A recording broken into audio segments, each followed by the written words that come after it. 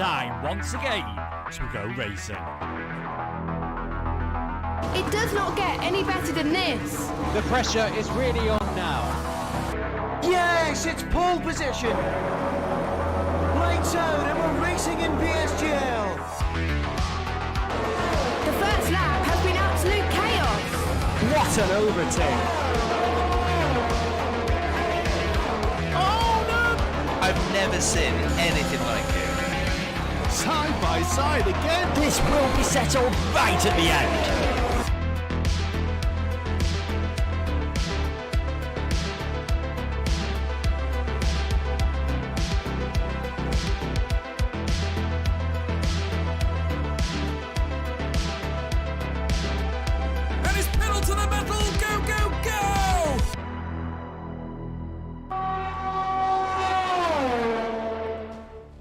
Hello everybody, welcome to PSGL. 14 races have gone. We started this championship what seems a long time ago.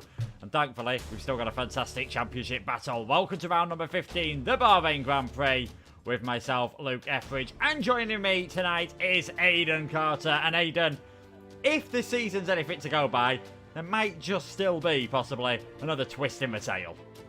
Yeah, definitely it could be the case, isn't it? Hello to everybody watching at home. Yeah, I'm super excited for this final round of the championship. It's great that we've been able to come into the final round of the championship with the title battle still going. I think a lot of us, maybe halfway through the season, weren't thinking that was going to be the case, but the second half of the season, especially championship-wise, has been very dramatic. It's been up and down between Isma and Matthew Older, as everybody's seen so far this season, and it's come into this final round in Isma's favour, which me personally, as well as maybe quite a lot of people watching, weren't expecting going into these final few stages of the championship. So yeah, really exciting end to the championship. I can't wait. Yeah, I think in the early days of the championship, a lot of people were expecting Matthew Older to be the favourite. He is still looking very good indeed. But last time out at Imola, we had a completely new winner in the top tier of PSGL. It was Cornet who took his first ever victory in the top tier. A fantastic job from him. Second place was Isma. Santeri finishing third. Penalties unfortunately costing Matthew Older once again, so he finished in fourth position in that race, which means the Spanish driver Isma has extended his gap at the top of the championship to 9 points. For simplest scenario, if Isma finishes on the podium, there is nothing Matthew Older can do. If Matthew Older does not finish on the podium, it's almost certain that the title will be going Isma's way. Of course, fastest laps can just complicate things ever so slightly. You can see Santeri doing a great job there in fifth place. And also, you've got that fantastic battle from Cornet down to Brock for sixth place in the championship. In the constructors, though, it is congratulations to Isma and congratulations to Philip Walters. They have already claimed the Constructors' Championship title. 34 points between themselves and Aston Martin, who find themselves just 1 point behind Red Bull Racing. And again, things looking extremely close in that midfield. It's going to be an intriguing race tonight. We are going to have a slightly reduced grid, as have a lot of the other tiers, due to it being the final race of the season. But it's Bahrain. Anything can happen around here. I have not commentated on a race on this game around Bahrain where there has not been a safety car in the final 5 laps. If that happens tonight, oh boy, are we in for a good one. Yeah, definitely. Maybe a bit of a trend of you commentating, a bit of a curse on some of the drivers, I'm sure. But yeah, definitely seems to be the case, doesn't it? And Bahrain it's an interesting one, isn't it? It's one of those tracks where, again, the ultimate strategy is really strong. We've seen that many a time this season already, and Bahrain, again, is another one of those tracks. It's incredibly easy to overtake at Bahrain, so you're not going to see people being held up in traffic or anything like that around this circuit. So yeah, it's really interesting one. Track limits as well. Just a lot of things that can go wrong around here. And like you say, there are certain corners, especially like turn 4, turn number 7. There's a number of corners that can catch drivers out and you can slam into the wall without really thinking it. There's a lot of runoff at this track, but this track is deceivingly difficult. So yeah, going to be really interesting to see how these drivers get on tonight around this track and who can come out on top. I think, again, like it has been for the majority of the second half of this season, this is going to be a race of strategy. Yeah, I think we are quite used to seeing strategic races. We will just quickly show you what the track map looks like, of course, at Bahrain. I'm sure you're all fairly familiar with that one. The 3 DRS zones, 15 corners, drag reduction system. You can't really understate how powerful it is around this track. It is really important. Sticking in that DRS in the first few stages is going to be key. And as Aidan's just mentioned, it is always a race on strategy, and we've sort of seen that from Isma in the last few races at America. Did a fantastic job on the alternate strategy, winning from 11th. Last time out, did a brilliant job to finish second on a conventional strategy. So you'd argue the momentum is with him, but we've seen it swap quite a lot between himself and Matthew Alder. And Matthew, a very experienced driver. He's definitely not going to buckle under any pressure. You're expecting to see the best of Matthew Alder tonight. Yeah, you're definitely going to see the best, like you say, and I think now that the pressure's on for him going into this final round, we're really going to see the best of him now. He can't afford to sit back and get a solid result as he's maybe been able to do in previous championships. This time around, he's the aggressor in the championship. He has to go for the win tonight, really, to stand any chance. We've seen it so many times this season. When Matthew Alder's winning, more than likely Isma is sharing the podium with him. He's just foreshadowing him all season long, and then when Matthew Alder has made the mistakes, which he's made quite a few of so far in the second half of the season, Isma's been right there to pounce and pick up the win straight away from him, which is why he's leading. So yeah, we're going to see the best of Matthew Alder tonight. We'll see the best of Isma as well. Whether Isma guns for the win or not, we don't know. Whether he plays it safe is another question. It's really all dependent on what goes on really in the race and how good his qualifying is. But I would say going into this, Isma doesn't need to take the risks. I would say that's probably the key. He doesn't need to take the risks. Matthew Alder absolutely has to. Yeah, he's really got to just go for anything. Can't lose out here, Matthew Alder. He will finish second in the championship. He's going, as we said earlier on, for his first championship since F1 2018 here at PSGL. Back when he was a member of the VSR squad. He's been to Comrade Gaming since then, and now, of course, he is in Parnell Racing. I've just had a quick look at the results throughout the season. There's been 14 races so far. In 4 of them races, Silverstone, France, Austria, and Mexico, results have gone the way that if it's ended like that tonight, Matthew Alder will take the championship victory. So it's definitely not out of the realms of possibility. And when they raced here last season, right at the start of season 29, the first race in the top tier on F1 2021, so kind of fitting that we're bookending Bahrain by being the last race in the top tier, Matthew Alder took the victory. Isma could only finish in 10th. Obviously, there's been changes to the handling model since then, and Isma is a much more rounded driver than he was at the start of this game. Yeah, definitely seen it, haven't you, in this second season on this game, that he's really improved racecraft as well. We've seen it a number of times with him choosing to go for alternate strategies on tracks that suit him a bit better, and tracks that maybe don't suit him that much. He's not taking crazy risks and desperately trying to win races. He's just picking up solid points where he can, which is how you build a championship. If you go into a race knowing you're not all that confident with the circuit, what is the point in taking the risk and sacrificing all those points that you could get and throwing away a somewhat solid result for the opportunity at maybe getting closer to a podium?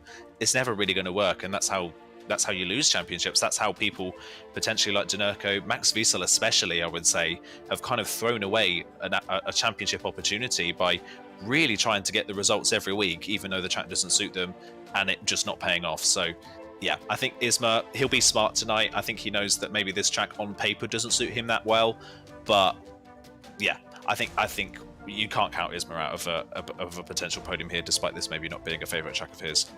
Yeah, and penalties we do see to be happening quite often around this track. There's certainly easy opportunities to pick up 3, 6, maybe 9 seconds, maybe even more than that. And that tends to just be where Matthew, if he does have a weakness, because he's a supremely quick driver. I mean, in the first few races of the season, he won 3 out of the first 4, and I think a lot of us were thinking, yeah, there's not a lot we're really going to be able to do to stop him. But then had a couple of wobbles, I think, in the middle of the season. If anything would cost him, you'd argue it was Belgium and Netherlands, and likewise, you say anything's going to end up costing Isma. He had races like Austria, Saudi Arabia, failing to finish, Brazil and Mexico, where we saw Matthew Alder get podiums and victories, and Isma failed to finish in the top 5, well, only finished in the top 5 in one of those races. Won't be too long before we are able to get qualifying underway, and for a lot of drivers tonight, it's just an opportunity to have a bit of fun. It's going to be Casper's last race, believe, in a late race in the form of esports driver, and it's also an opportunity tonight for F2 champion Tom Robbo to show what he's made of. He'll be hoping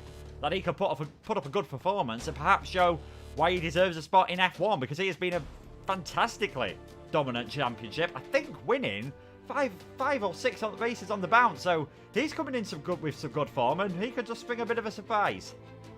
Yeah, he definitely could, and if F2 form of drivers that have moved up to F1 is anything to go by, then he's definitely a threat tonight. We've seen it, haven't we, of course, with Santeri and Valentin both moving up mid-season, and they've both put on incredible performances. I mean, Santeri missed, I believe, the first 4 or 5 rounds of this championship, and he's sitting comfortably P6 in the standings at the moment, not really under any, I think actually P5, sorry, in the championship, not really under any pressure from drivers behind. So he's had an incredible season, and Valentin likewise, while he's not got the points and maybe not got the results, he's made a real impression on this championship. I think the Singapore pole position that Valentin managed to get still remains the best pole position we've had all season. So yeah, and if form is anything to go by, Tom Robbo is definitely going to be one that's very interesting to look at. And like you say, with Casper leaving as well at the end of this season, that's a free open spot maybe for Tom Robbo to fit right in. Yeah, certainly. It's definitely an opportunity. We'll have drivers going over to PC. Always tends to happen, of course, when the new game comes out, which we'll be seeing on July the 1st. And we have got a few drivers heading there out on track. And as he has done all season, BSR Jensen, one of the first ones, going on a set of the medium tyres. Now, we did see in F3, which I think suffered with a bit more of a reduced grid than most of the other tiers. We did see in F3 a lot of drivers set their fastest laps on a set of the medium tyres. Whether we see anyone go for that here, I'm not quite so sure, but I do think a lot of drivers will be aiming for that 11th place.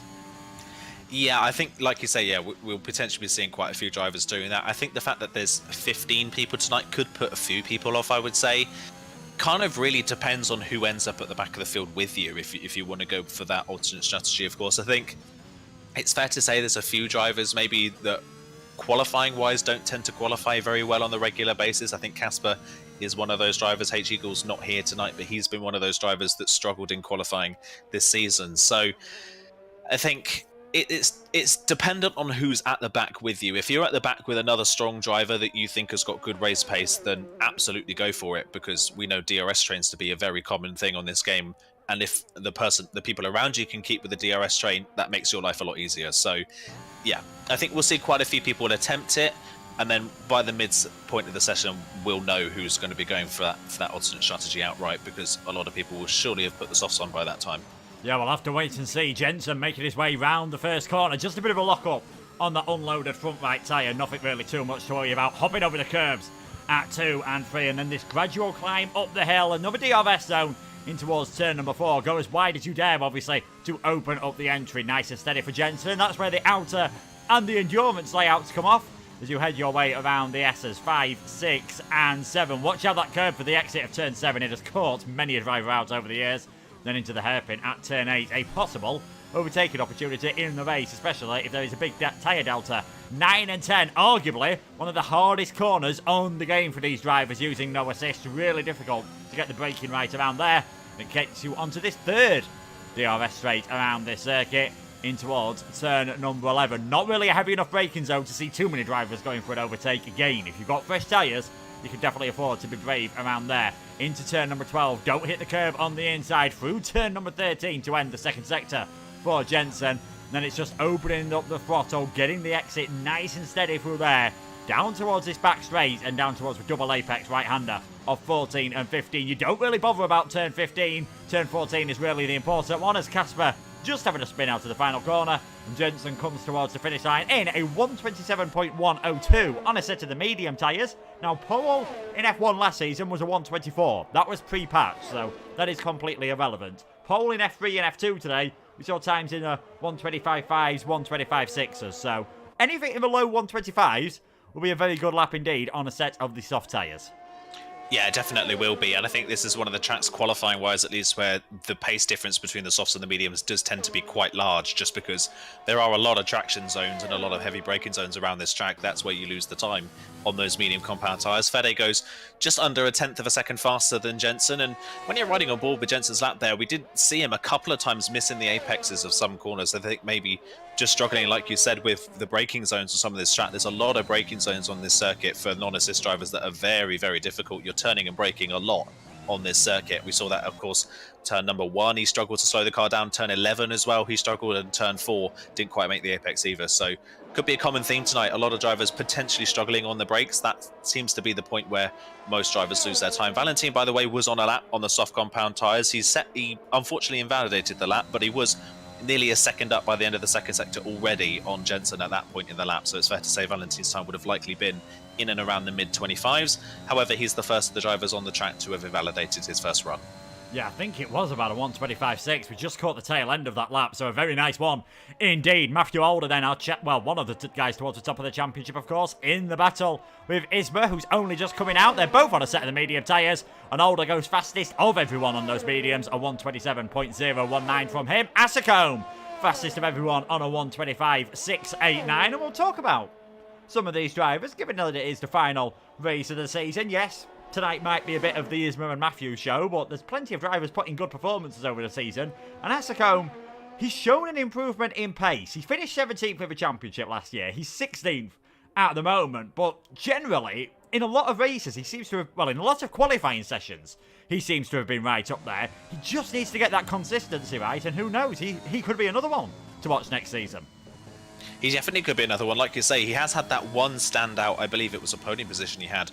Can't quite remember which circuit that was at, but he has had that one standout performance. I think the problem for Asacombe this season is that midfield bunch behind the top 5 or so in the championship is so tight that if you make any sort of mistake, you're punished for it really, really heavily. I mean, we've seen Cornet pick up his first win of the season last time out, and he shot up, I believe, 3 or 4 places in the championship from not really anywhere before that, all the way up into P7. So just goes to show that any good round for anybody in that midfield can spring them up the order. I mean, at the bottom end of the top 10, it's only 3 points, I believe, between the likes of Brock and Jensen, and they've been consistently in the bottom half of the top 10 points-wise all season long. So any of them can get a good result and they can fly straight up the order. So yeah, really, really close. And Asacombe, like you say, his pace has steadily improved as the season's gone on, especially in qualifying. He's had glimmers of hopes in the race. If he can get that more consistently, he'll definitely be a very solid midfield runner next season.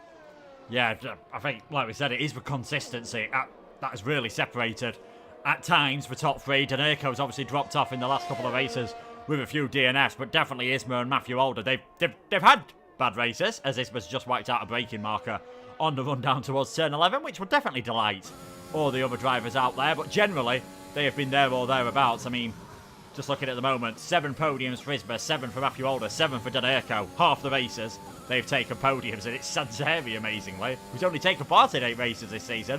He's the next highest podium finisher with 5, so it's been a brilliant performance from Sanseri. Unfortunately, he's unable to make it tonight. Isma heading around the final corner. What's it going to be then? This could be a bit of a psychological blow. 1:26, wow. 6:19 on a set of the medium tyres. I know Track Evolution can be extremely high around here because of the dusty nature of the circuit. Well, that is an incredible lap on those mediums. Yeah, that's really strong. 4 tenths on his championship rival, 2 tenths faster than the next fastest medium runner, which is Yakita at the moment. That is, like you say, a really, really strong time on the medium compound tyre. Looking at his sector times, pretty much all of that is in the middle part of the lap over Matthew Alder. I don't know if Matthew Alder maybe made a mistake in the middle part of the lap or not, but he's best part of 3 tenths of a second faster than Matthew Alder in the middle part of the lap alone. That is some proper commitment through that middle part of the lap on those medium compound tyres. P4 in the grid at the moment. We'll see if other people go out on the soft compound tyres. Fabi's gone out on a set of softs. Valentin's gone back out on another set of soft compound tyres. So is it worth Isma going for a set of softs, or does he maybe hope that other people stay on that medium compound and he drops to maybe the likes of 7th or 8th place on the grid and benefits from that? But yeah, first run's over. That is a really strong time on the board for Isma. That is a proper marker. 4 tenths around a track with only, 12 or proper corners on it?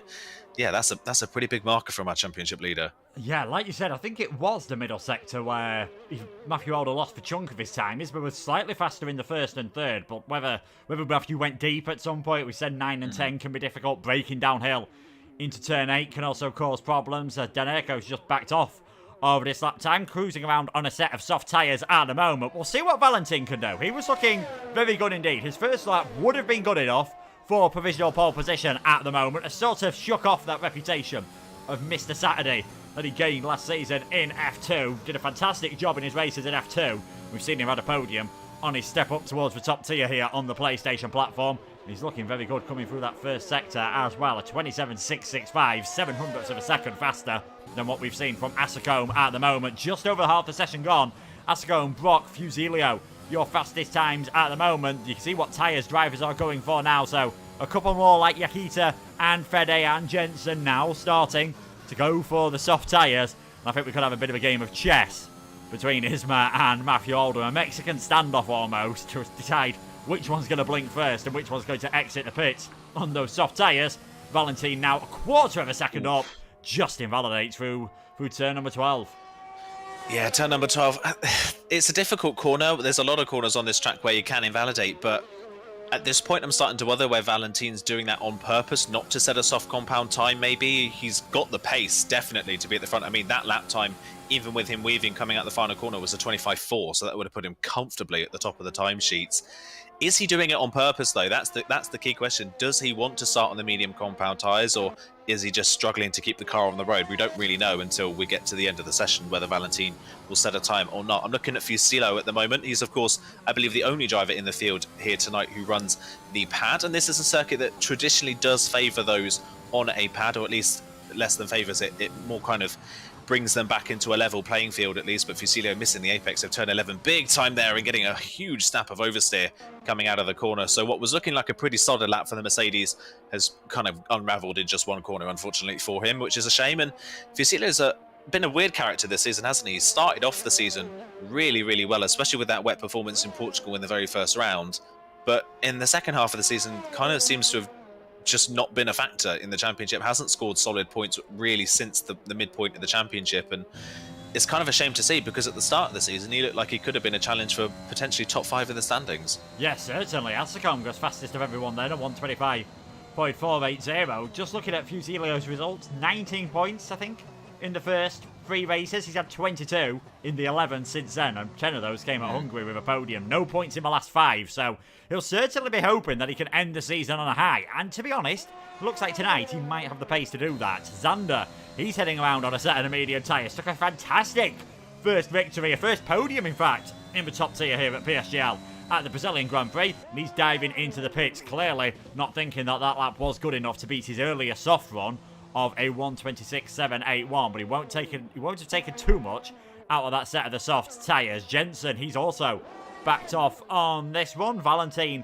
I don't think with enough fuel to go for another one. Tom Robo's still in the pits. I wonder if he's going to try and attempt a last to first, which is a very brave thing to do in your first race in a tier.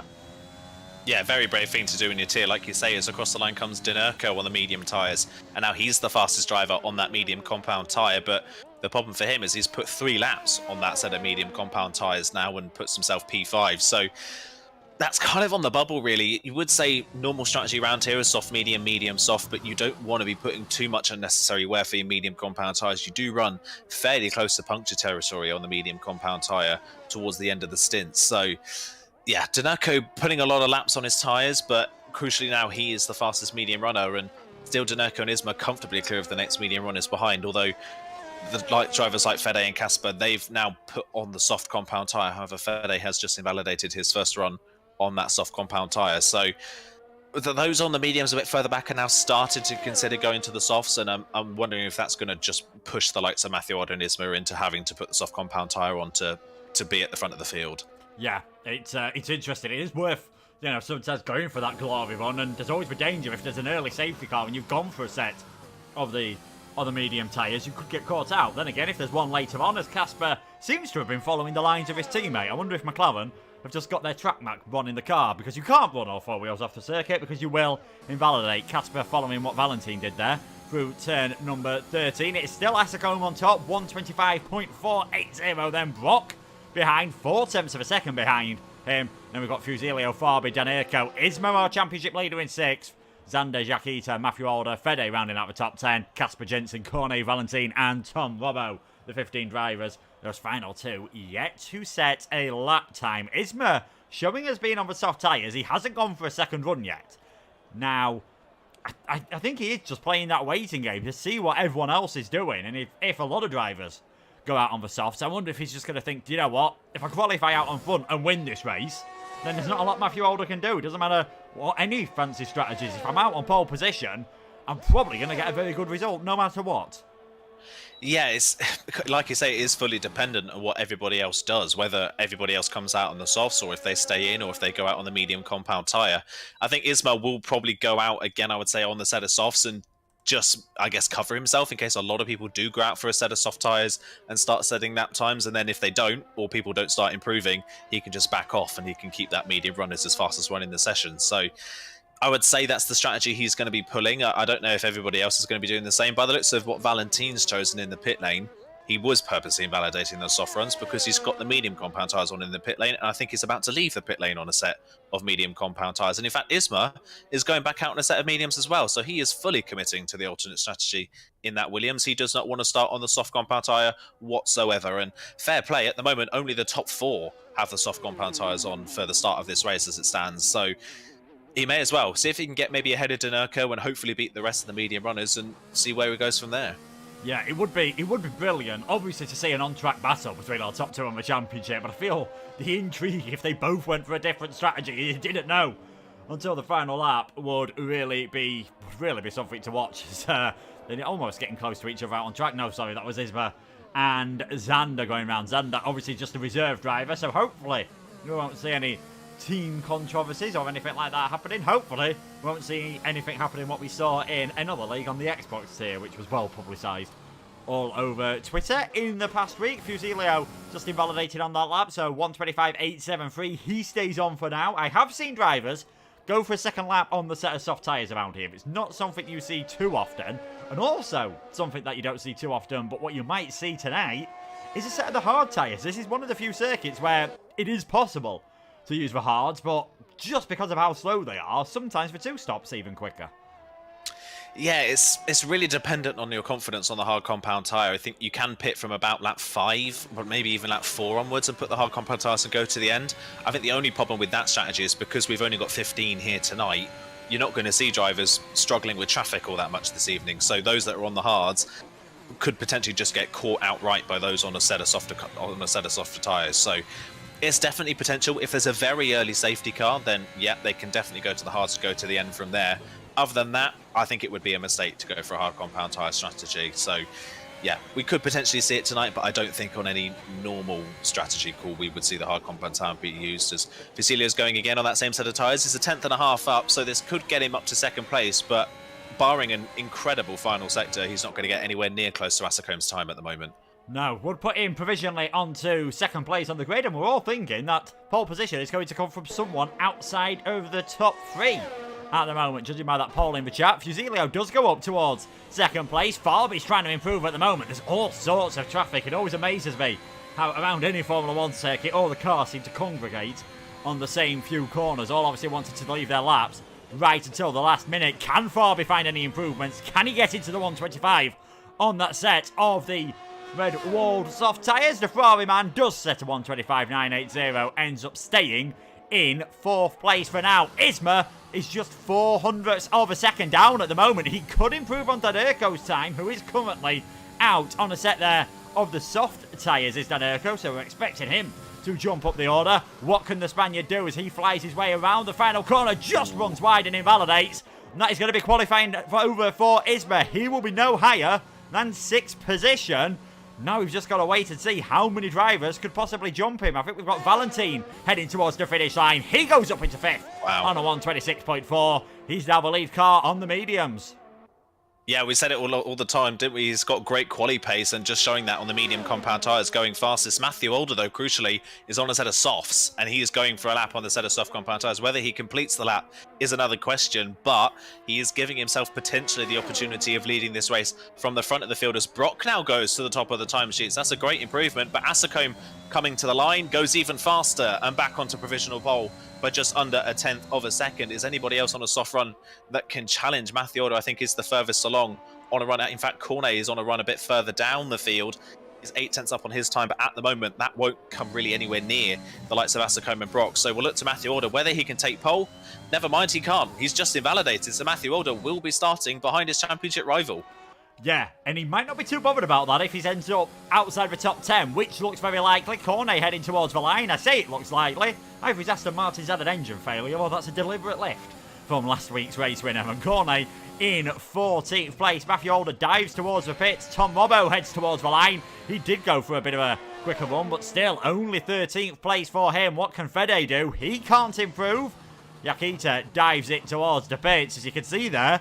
what best tyres drivers have gone for, Matthew Older does just sneak into the top 10 on a set of the medium tyres. Isma's going to be 7th on the mediums, but it is Asicombe on pole position in the top tier. He takes that pole. Brock in 2nd, Fusilio in 3rd, Farby in 4th. And that time from Valentine right towards the end in 5th place. Could we see the Frenchman take his first ever PSGL victory? And that of course probably helps Isma out, that there's other drivers up there on that set of the medium tyres, because Matthew Older, he's only the 5th highest car on that medium strategy.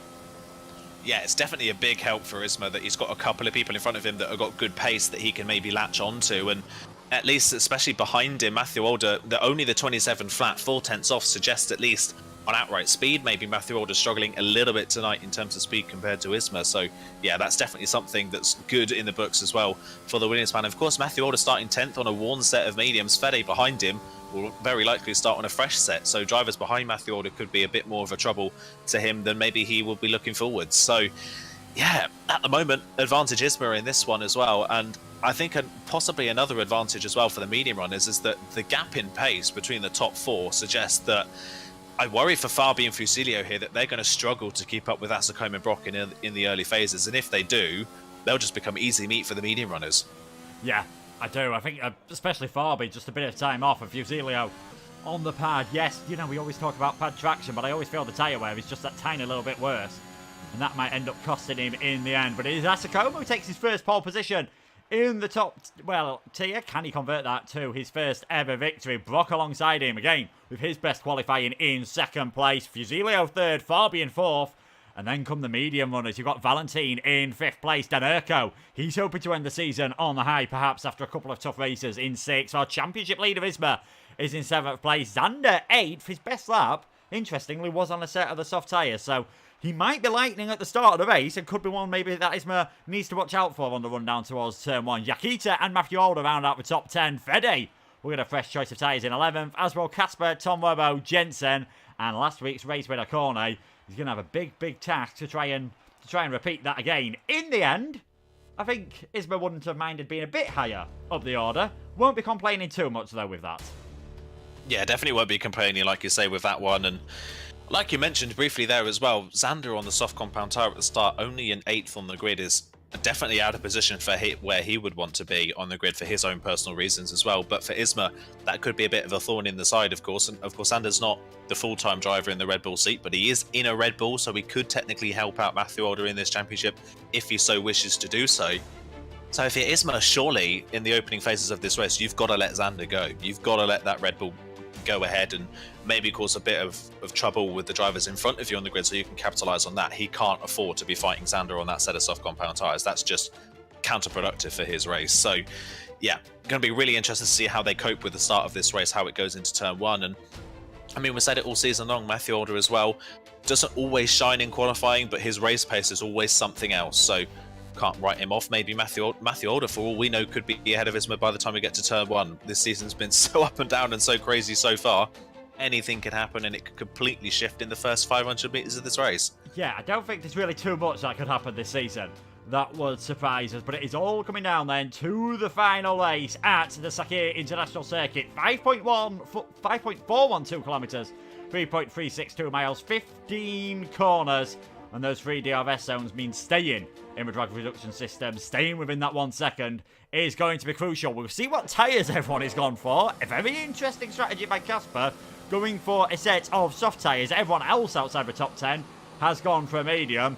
Maybe Casper just thinking, you know what, final race that I'm possibly ever going to do in league racing. I do hope that we do see Casper around still in some capacity. Why not just go for it? Why not go out there and enjoy yourself? Yeah, exactly. Maybe Casper wants a bit of camera time. Unfortunately for him, he's not had all that much this season, apart from maybe when he's had a spin or maybe retired at some point. He's not really had, unfortunately, a great season to cap off his league racing career potentially. So yeah, a bit of camera time could throw a bit of a spanner in the works championship-wise as well. So that's definitely all that a bit more interesting. And of course, if there does happen to be an early safety car, then Casper can immediately benefit from that. So yeah, it's a bold strategy call. I don't know how well it's going to pay off, but either way, why not try something different? Why not do something completely different, especially if this is going to be your final race in PSGL and in league racing? do something out of the box. Why not? And he's just done something even more out of the box and dropped the car out of turn 10. That's definitely out of the box. I feel like Casper's been spending too long listening to my advice, perhaps, judging by that on the formation lap. Definitely not what Casper would have wanted to do. Things pretty split in the chat between who you guys think are going to end up taking this championship. 60% for Isma, 40% for Matthew Alder. There is the Red Bull driver in 10th place. It would be a fantastic drive from him if he could take the win. And if it ends up going to count back, Matthew Alder has one more win than Isma. So if they're tied on points, the championship will go the way of the Englishman. They're all just getting ready to head towards the grid now. Right, who do we think is going to take the championship? I think it is going to be Isma, and I think the race win, I'm just fancying Danerko. How about you, Aidan? Oh, God, I would hate to jinx someone now, but I do think Isma potentially for this championship. I think he could be the championship winner tonight. And I'm going to go for a Valentine win. I think he showed great pace in qualifying, great lap on the medium compound tyre, lead person on that alternate strategy. I think he's the favourite tonight to win this race. Yeah, certainly best of luck to all of our drivers, and especially to our two championship contenders, Isma versus Matthew Alder. They find themselves in the midfield. How will things go in this race then? We've got 3, we've got 4, we've got 5 lights. They go out and the Bahrain Grand Prix is underway. A decent start by Asacombe there straight away. Danerko getting a good run as well. Isma and Xander nearly going 3 wide with Danerko on the run down towards turn number 1. But it's Asacombe who leads. Fusilio and Brock battling further ahead. Valentine trying to get ahead of Farby as well. And in fact, it's not been the greatest of starts from Danerko. He's dropped behind Isma, who's got himself up into 6th place. Matthew Alder now tries to send one round the outside of his teammate. There's contact. Isma's had to go straight on. And him and Matthew Alder are now side by side. There's a front wing flying somewhere in all of that. My goodness me. What on earth happened there? I think Xander sent a move on Danerko, and Isma had to take evasive action. And he's now dropped behind his main rival. Yeah, I was on board actually with Matthew Alder for all of that one. And yeah, Xander just down the inside sent the move on Danerko and just was nowhere near making the corner and drove straight into the rear wheel of Isma. Hopefully Isma's got away with no damage. I don't think he would have any damage potentially, but yeah, that was a late move from Xander that was never going to work. And he's very lucky actually that Isma or Matthew Alder weren't completely spun around in that instant. I imagine that's probably put Isma off a little bit as well. That was pretty heavy contact. So yeah, that is not the start to the race that Isma would have wanted. Matthew Alder now ahead in this race. And one person who's had an amazing start in all that is Tom Robbo, up to 8th already from 13th on the grid. He managed to scoot through all of that drama completely unscathed. Yeah, fantastic performance from him. Obviously, that's allowed the top 4 to break away a bit. And I think if you're Isma, maybe the one person you don't want behind him, rather than Xander, is someone who stepped up from F2, who has got, you know, no regard for anyone else, I suppose, in this way. No disrespect to Tom Robbo, but and imagine if anyone in this field is just going to go for it, it would be him. Casper retires in the pits. Not the way you would want to end your final race. Xander has actually already managed to get multiple warnings. At this rate, he's going to end up getting disqualified before the race is out. Fede, Jensen, Danerko having to come into the pits. He was obviously the biggest loser on all of that. He's had to put a set of hard tyres on. Cornet going for a set of mediums. Both Aston Martins pitted. It's not been ideal. I think Isma has got away without any damage. He's been able to stay in contact with Matthew Alder, and he won't mind again being in this position. He'll be quite happy just to stick behind the Red Bull and sort of follow him into the pits, I imagine, and just follow him around. Yeah, as it stands right now, this is perfect really for Isma, isn't it? You can just follow Matthew Alder around. By the way, just saw Valentine go off the road at turn 10. He completely missed his braking zone and nearly went straight into wall on the outside. So he's lost touch completely now with the top 3 in this race. And Farby trying to get back on the back of the McLaren, almost into the back of the McLaren at turn 13. So at least initially, the soft compound tyres are a lot faster in these opening couple of laps, just proving by the fact that Asacombe, Fusilio and Brock have been able to gap Valentine this much only 2 laps into the race. So yeah, would not be surprised if we see Farby straight back past this McLaren very, very soon. Maybe on the run to turn 1. Does he use a bit of ERS? He does not, but he will have DRS down towards turn 4 if he can't get the move done here. He's looking down the inside. Will Valentine fight it that hard? No, he won't. Valentine backs out of the move. Farby back up into P4, and this puts the rest of the medium runners of Matthew Alder, Isma and Tom Robbo right back onto the back of Valentine once again. Yeah, I think Valentine was just trying to be smart there to try and get the better exit out of 2-3 in towards turn number 4, but wasn't close enough to go for it on that occasion. We haven't really spoke about the top 3 who were able to escape in all of that. Asicome now leads, Fusilio second, Brock in third place. We'll see who the biggest winners and losers were. Xander had a spin on the last lap. He's had a very eventful race indeed. Danerko and Xander, the biggest losers. Matthew Alder and Tom Robbo gaining 4 places, gaining 5 places. And Tom Robbo, obviously very new in the tier, the biggest winner. But we see this quite a lot, especially from Matthew Alder, especially from some of the more experienced drivers. They just seem to be able to work their way around in the first few laps and always somehow avoid things. And despite not having... He didn't have a bad start. He was up to 9th before all the carnage. Matthew Alder now leads Isma, and he's all over the back of Valentine, who, surprisingly, isn't really able to stay that close to Fabi. No, just riding with the McLaren, actually. He is really struggling in traction zones. He's not got a lot of grip at all. At a turn 10 again, he was all over the curb and nearly spinning the car. So still those medium tyres, at least in the early phases of this race, don't look that great to drive. They're not looking very comfortable at all, and Valentine's having to use a lot of ERS to try and keep up with the cars in front. Fabi, fastest lap of the race as well on that lap without DRS as well. That is just pure pace from Fabi. So better race pace, at least from Fabi. He'll be annoyed that maybe he lost out to Valentine on the first lap, because he would have potentially quite easily been able to keep up with the top 3 otherwise. Now that the DRS train effect has come into play, it's going to be a lot more difficult for Fabi to close back in on the top 3. But speaking of the top 3, they are all completely nose to tail at the moment. They're very evenly matched. Asicome still leads, but Fusillo right behind, looking very racy, and that Mercedes trying to pick up his first win of the season. Yeah, the two outplayed racing drivers at the moment in 1-2. They're not in the same team on the game, but whether there will be any team orders or any sort of informal agreement, I think a lot of the drivers at the first parts of the race are just thinking, okay, we won't go for the moves too much at the moment. We'll stay nice and calm, and then gloves will come off in the final stint. As we just look back at Brock, he's hoping for a good performance as well to end the season. Another one of those drivers that has been there or thereabouts quite often, just not quite had the consistency that he would have wanted. And Valentine, I can only imagine he's picked up some damage somewhere, or he's got some issues at the moment. He can't stick within the DRS range of Fabi, who, to be honest, is absolutely burning his DRS at the moment, using that extra 150 horsepower at every single opportunity. If he gets back within DRS range, this might just be worth it. He's just going to miss out on this, and I imagine by the end of the straight, he's 1.1 behind Brock at the moment. That gap could easily be 1.3, 1.4 by the end of the straight. There goes Fusilio, taking the lead of this race then on lap number 5. He shoots himself up the order. What's Matthew Alder going to be able to do on Valentine? On those medium tyres, down the inside goes Matthew Alder. He takes 5th place, and Isma actually a long way behind on that occasion. Yeah, I don't know what happened to Isma on that lap. Maybe we missed a mistake from the Williams man, but the lap before, he had best part of 50% ERS and was quite close to the back of Matthew Alder. Now he's got no ERS at all and has lost DRS range, so Solly Isma's made a mistake somewhere on that previous lap. And again, these medium tyres just don't look very strong at all. Matthew Alder seems to be the only one at the moment that's fairly comfortable on that compounded tyre. Valentine and Isma kind of all over the road at the moment. We haven't really seen much of Tom, but Tom's just kind of sitting there in 8th place, I think, biding his time at the moment. So yeah, surely a mistake on that lap from Isma that's dropped him out of range, and that will be a bit of a worry for him that he's this down on ERS now. He's having to use a lot of curb again coming out of turn 10 to make sure that he's not wheel spinning on the exit of the corner. And yeah, just race-wise, at least at the moment on the medium tyres, Valentine and Isma, who had great quali pace, are struggling on those mediums in the race, which is really bizarre to see. Yeah, Valentine just noticed coming through turn number 9, taking a much wider line than Matthew Alder. Looked like he was struggling a lot more in the dirty air than the Red Bull driver. And whether that's,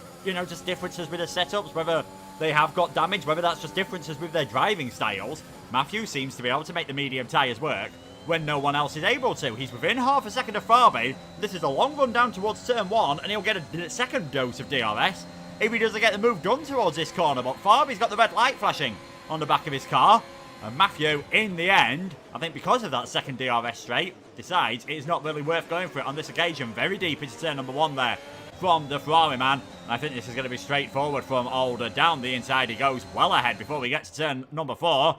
And Matthew Alder is in position number 4. Next targets up the road are Fusilio, Asicome and Brock. And all of a sudden, Matthew's looking pretty handy for this race win.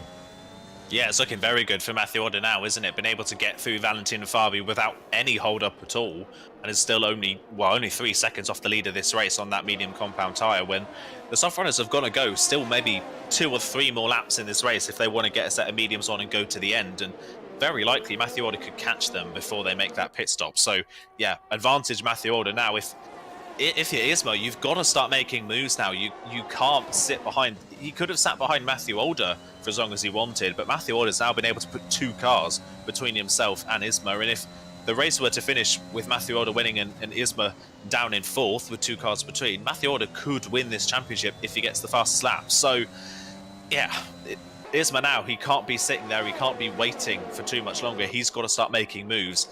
And I think the early moves are going to be starting coming soon, because that pace that Fabi had on that softs has now completely disappeared, and Valentin's right back on the back of him again. Yeah, Valentin right on the back of him, and Fabi here, I don't think using much of his ERS, didn't get the best exit, and here comes Valentin down the inside in towards turn number 1. Is he going to be close enough to get Matthew Alder as well? He's not. Fabi's fighting this one round the outside and might just be able to stay along.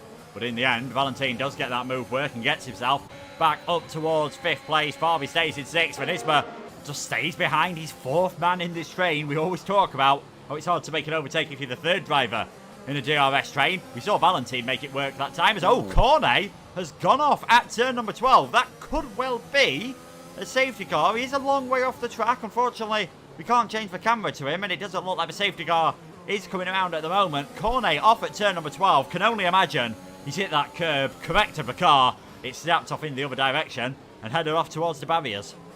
Yeah, that's pretty much the only explanation, isn't it? It's either that or the tyres were just overheating at that point in the lap, and he's just not been able to correct a slide that he's picked up through that corner. So it's very common. It's a lot more common than people would maybe realise to crash at turn number 12. It happens all the time, but yeah, he's obviously clearly overcorrected the car when it snapped rather than it spinning to the inside like we see more often than not. So that's a shame for Cornet as well, having come from such a great win last time out to finish off the championship with the DNF early on in this race. It's a shame for him, and that puts him under pressure of losing now that P6 or P7 in the standings. So he'll be under a little bit of pressure, and one of those drivers that could take that away from him is Brock and Fusilio, and they're both right at the front at the moment where they need to be.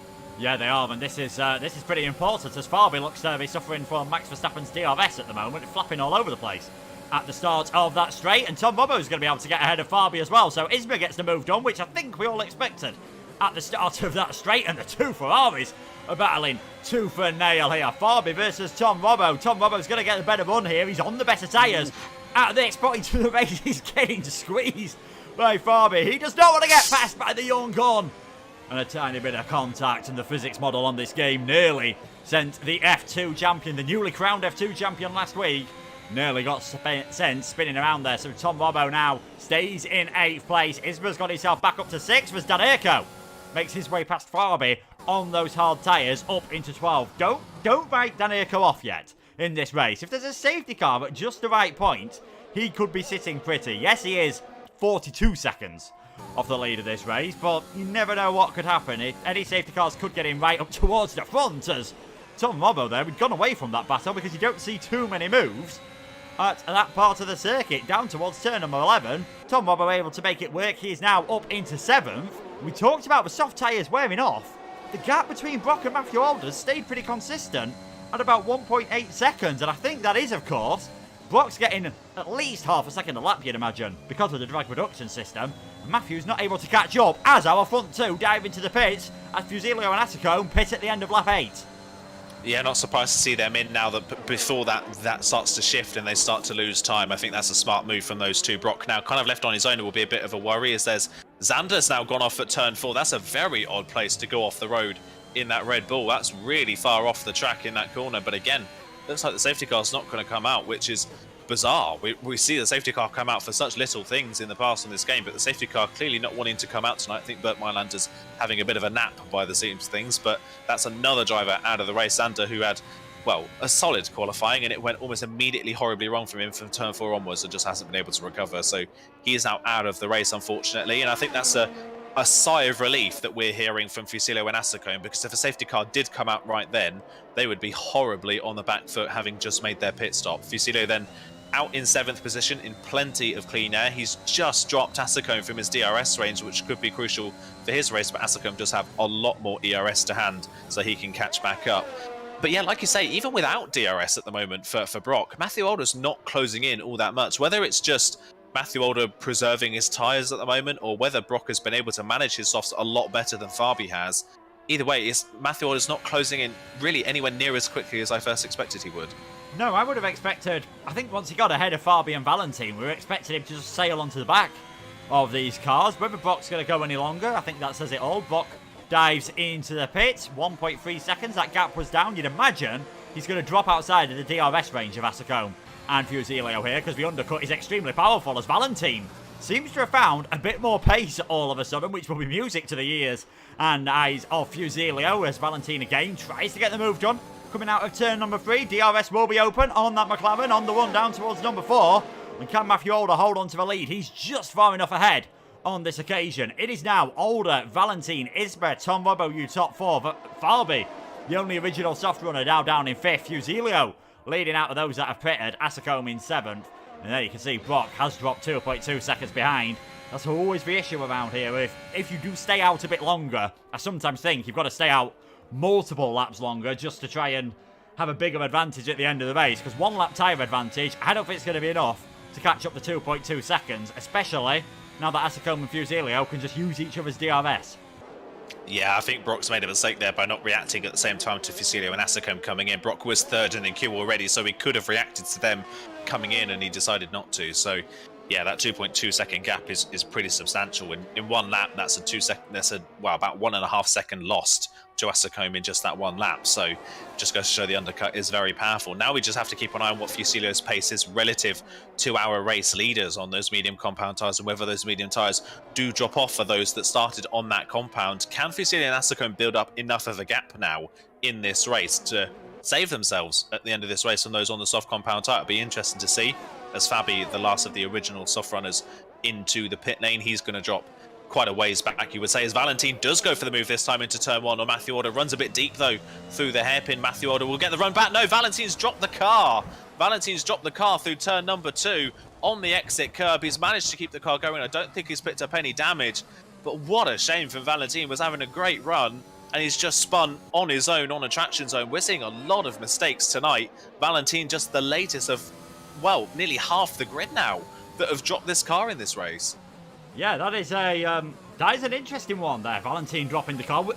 I've done it before, but I probably wouldn't expect drivers of this caliber to do it, especially the tyre's not too old, these mediums. I'll be hoping to take them at least another 8 or 9 laps. So Isma's now promoted into 2nd place, and again running over that curb at turn number 10. We've seen him do that on multiple occasions, whether he's just scared of getting a warning and staying out off the circuit longer. I know that can allow you to get away with it on occasion, but yeah, very interesting to see Isbert doing that there. He's now in 2nd place, Matthew Alder in 1st, and that is 1 less car between Alder and Isbert. So the pendulum swings back towards the favour of the Spaniard. I'm keeping an eye on the poll in the chat. It went to 51%, 49% at the one point in Isbert's favour.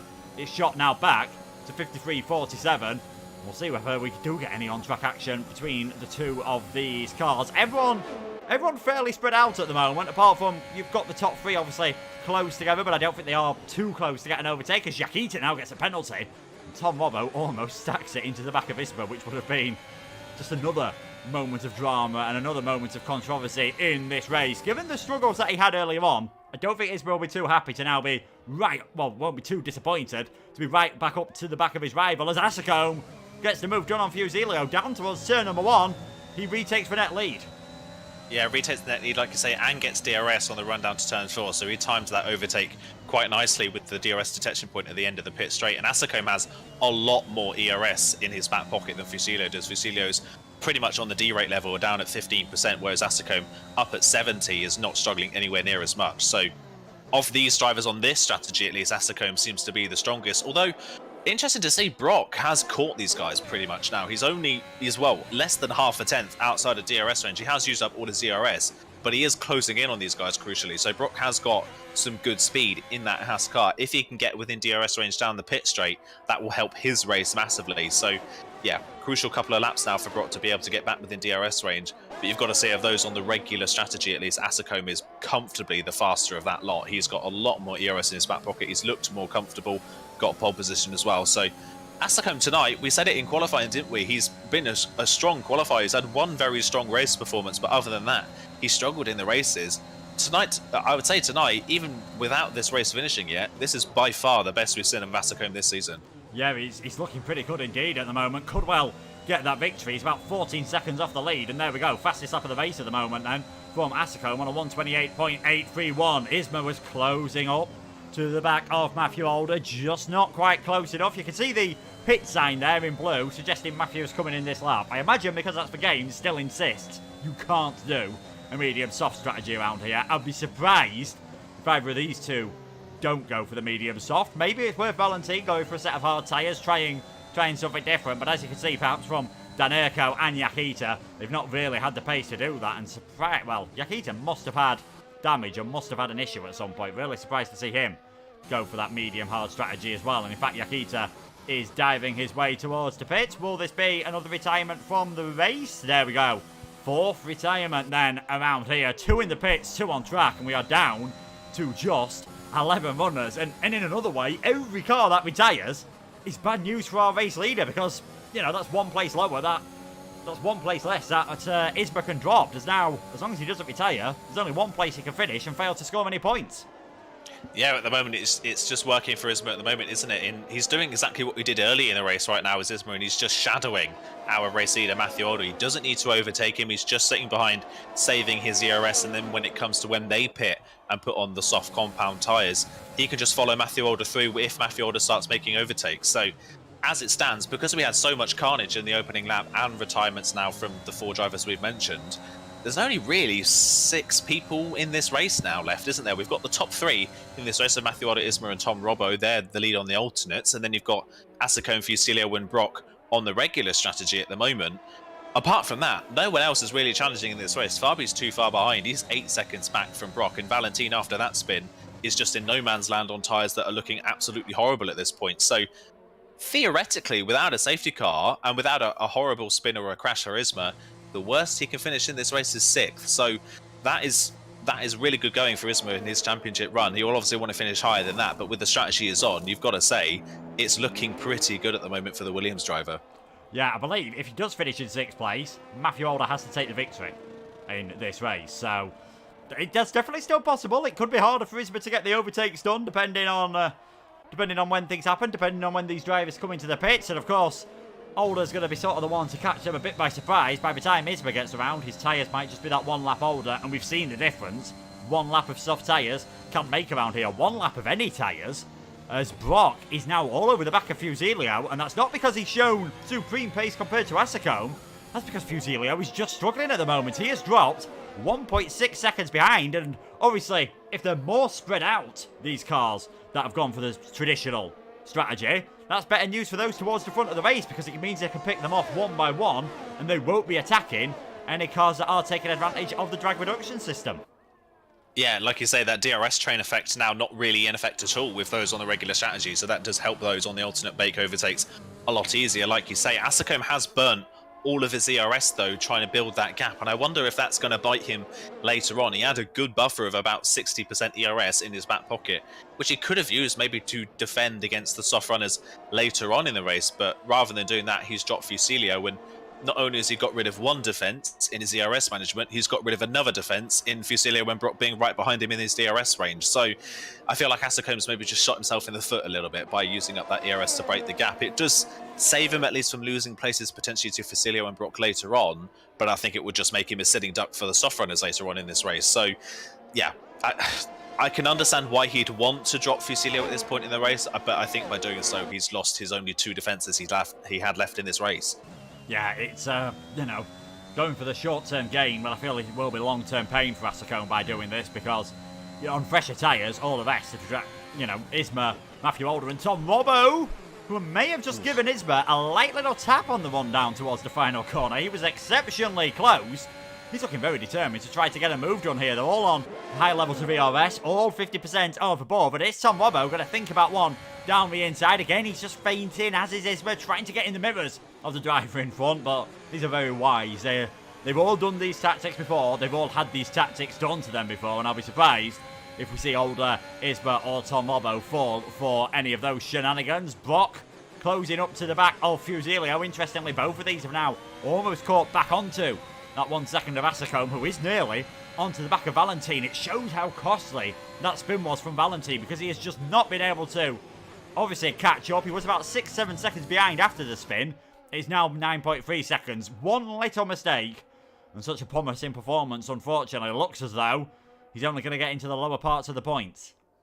Yeah, like you say, just really, really promising. Great initial speed, great qualifying as well from Valentin. But apart from that one podium he picked up at Singapore, the race performances of Valentin so far haven't been all that strong, have they? They've been solid, and he's shown pace throughout a race, but he's just not got the result to go with it. So, yeah, he'll be gutted, I think, with that mistake that he's made. It's still on for points at this point in the race, but it could have been so much more. It could have been potentially at least a podium, potentially a win for Valentin. Of course, he was in the lead when he made that spin, so he could have been the front runner to win this race, and unfortunately, that is no longer the case. Asacombe here, a good thing for him is that he's been able to catch Valentin without really being held up all that much, and he should get DRS down the pit straight. Whether he gets the move done down the pit straight is another thing.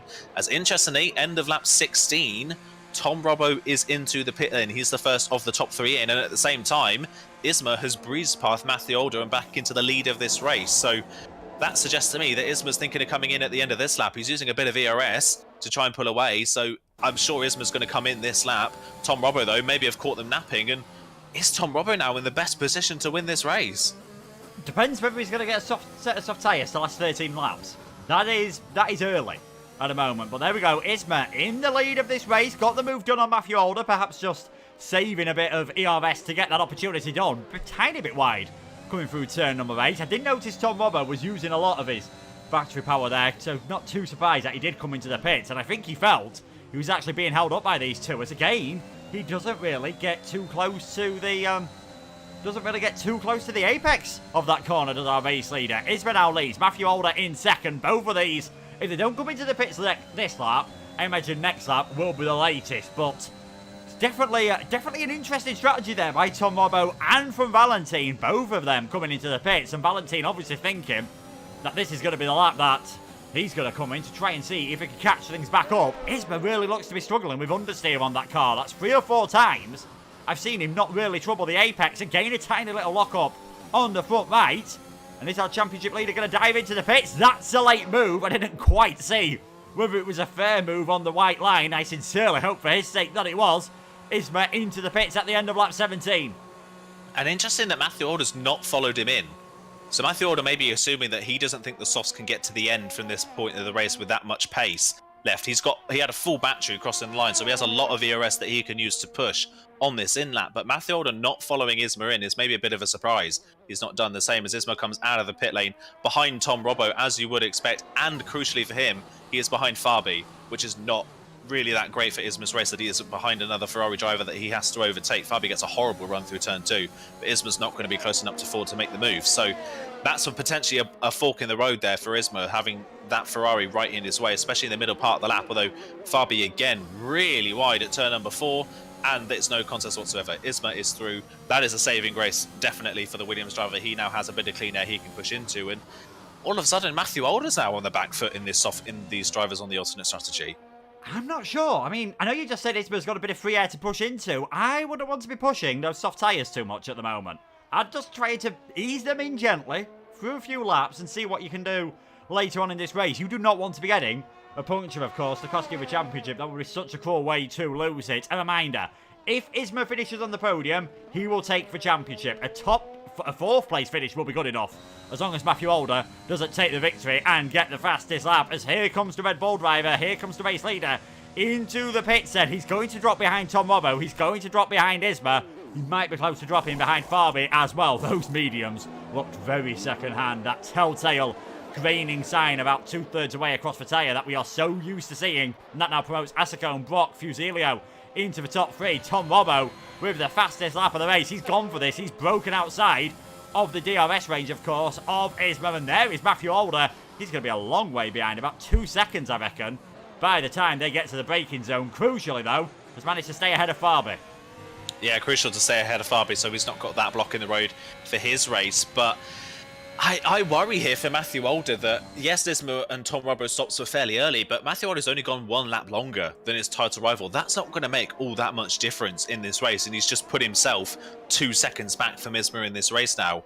If Isma catches those medium runners at the front of the field, that will obviously help Matthew Older when he could potentially close back in then, but stopping 1 lap later has put him on the back foot, I think, here. He's only going to be, what, 5 or 6% better off tyre wear at the end of the race, and I don't think that's worthy enough of him staying out that lap longer. So Isma now ahead, and Tom Robbo and Isma are catching Fusilio and Brock at a vast rate of knots. They are a lot faster than the medium runners at this point in the race. So I fear for the likes of Brock and Fusilio here, they should be sitting ducks towards the end of this race. That 28th flat, by the way, on that previous lap was, well, it was 0.8 of a second faster than Asacombe, but crucially 1.4 seconds faster than Fusilio. So yeah, Tom Robbo catching second and third very quickly. Asacombe, though, is a different matter. Asacombe's holding some steady pace at the moment. Yeah, that last lap, not quite as good for Asacombe, though. We only managed to 130 dead, and there we go, he's still a 127.830, and got himself back within the DRS range of Tom Robbo. 10 laps to go. I think barring some sort of disaster, barring some sort of safety car, barring, of course, tyre wear being too much for Isma and a tyre going, I think he's looking pretty good right now. They're going to breeze past Fusilio and Brock, I think, so the lowest I can see Isma finishing in this race is 4th, and unless Matthew gets the fastest lap, that could be enough, and who knows, we might see someone pitting towards the end of the race, and if they take the fastest lap off Isma, off Matthew Older, again, that could be so crucial by the end of things. Asacombe leading 1.7 seconds ahead. If things stay as they are, he's going to claim his first ever win in the top tier, and I think becoming something like the 4th or 5th driver we've seen that do that this season. It's been remarkable. This new talent obviously coming through on the PlayStation, replacing the likes of Joost Noordijk, replacing the likes of Wilson Hughes. And I'm sure the conveyor belt will continue onto F1 2022. Asacombe leading, Brock second, Fusilio in third. Tom Robbo is now 4 seconds behind. Crucially for him, though, he's got our championship leader all over his tail end, and Tom just running a bit wide there. Yeah, Tom running a little bit wide, and Tom not gaining that much time on this lap by the looks of things. So Isma here, I think, has got to get the move done on Tom Robbo. He's got to get past. I think Isma's being held up a little bit by that Ferrari now, and down this pit straight, I don't think Tom Robbo's going to have an answer here. Isma opens the DRS down the pit straight. Look at that lap from Matthew Older, 27 flat. That is incredibly fast in completely clean air, but Isma, crucially for him, puts a car between himself and Matthew Older. Then up into 4th place goes Isma, and that would be enough for the title, I think, just finishing where he is right now. Of course, Matthew Older down behind him, of course, means that Isma would just win the championship anyway. But yeah, Isma getting into a position where it's almost impossible for Matthew Older to win this championship. I think if Isma finishes on the podium, that is it. Matthew Older can't do anything to win this championship. So Isma only needs to gain 1 more place to secure this title as it stands. Yeah, that would be good enough. And of course, that's assuming Matthew Older catches up to him and then manages to get ahead of everyone. He has got that fastest lap, so he is getting that bonus point, and if it goes on countback, things look good for Matthew Older. He has won that 1 more race. Valentine managing to get himself ahead of Farby, who's not had the end of the season he would have liked in 8th place. Likewise did Urko now. A very lonely race in 9th, Jensen 10th, Fede in 11th, all victims of that first lap carnage. Zander going for a very brave move on Dan Urko. Ended up hitting the Aston Martin driver. 3 or 4 drivers involved in contact. Isma was well clear of Matthew Older and Tom Robbo and the rest of those drivers, but he did get caught all over the back of him, and look how much Matthew Older shot up. All of a sudden, he's on the back of Tom Robbo. Down the inside he goes into the final corner. Matthew Older's up in towards 5th place. He could be overtaking Isma as soon as turn number 1 here. The Spaniard's trying to use as much of his ERS as he can, but this Red Bull is just unstoppable at the moment. Is he too far back to go for a move? And not on this occasion. Matthew Older stays in 5th place. Isma has a massive wobble there, and in the end, Matthew just gets out of the throttle. Yeah, just gets out of the throttle. But one thing I noticed there, down the straight towards the final corner, Isma was in AI mode. I don't know why he was in AI mode for some reason there, but he's struggling all over the road. He was in AI mode for a second. Has Isma got a problem of some sort? Because he had great pace catching up to the back of Tom Robbo, and now all of a sudden his pace just seems to have disappeared. I don't know if Isma's picked up some sort of a problem, or it's really bizarre to see though, but that lap, at least for Isma, was shocking. Something horrible, something bad went on that lap for Isma. I don't know what it is, and now Matthew Older right on the back of him. I don't think Isma's going to have an answer here. I think Matthew Older's just going to breeze past when we get at least maybe to the pit straight. Matthew Alder could think about it here to into 11, but the braking zone's not deep enough to go for a move like that. But yeah, all of a sudden, Isma looked really strong and now isn't really strong all of a sudden. I don't know if he's got some sort of His problem throttle's wobbling. physically on his side, but yeah, it's been a rough lap for the championship leader. Look, just coming there through turn number, as he was heading down the main straight through 11 and 12, there was definitely on the throttle trace. I'm just going to try and stay on board with him here to see what it is like coming down the pit straight. He's had problems with his throttle pedal before. It looks to be sticking at 100% now, and yeah, he's just wiggling his steering wheel about. This all points to some sort of, you know, issues with his setup at the moment. Matthew Alder's going to send one down the inside into turn number 1. Should be able to get this move done. Isma's going to try as much as he's worth to hold on to this one. He is not yielding this without a fight. Just leaves Matthew enough room to keep a car space. That's what you've got to do, and I think Tom Robbo is going to try and follow through on this one as well. Down the inside goes Matthew Alder. Tom Robbo still alongside our championship leader, and he's going to get the move done as well. Is he on? There's contact between the two of them, and that just allows Matthew to escape, of course. So Alder in 4th place, Tom Robbo 5th, Isma in 6th. He seems to be struggling, and they've dropped outside of DRS range, which could make it a lot harder to catch up to Asicombe, Brock and Fusilio. All of a sudden, this is not over. No, all of a sudden it is flung back in the favour of Matthew Alder, isn't it? And it does look like some sort of setup issue or mechanical problem for Isma, because that throttle pedal is sticking on almost midway through the corner at turn 11. I don't know if his throttle pedal is sticking or whether it's not fully applying when he wants it to, but something is going on with Isma's setup in real life, and it's costing him big time here. And Matthew Alder here looked like he could have just been given a massively lucky break if that is the case, because in any normal circumstance, Isma had this wrapped up. He surely had this one wrapped up. There was no way that Matthew Alder was going to be able to win and cause Isma to drop outside of the top 3. But yeah, this has been a horrible few laps for Isma. Isma's back past Tom Robbo again and up into 5th place, so that's some sort of consolation. But in him countering all of these problems, he's had to burn all of his ERS, and of course, like you say, has lost touch with Matthew Alder. So that makes it really difficult for Isma now, and Isma's got to push really hard to try and hang on to this.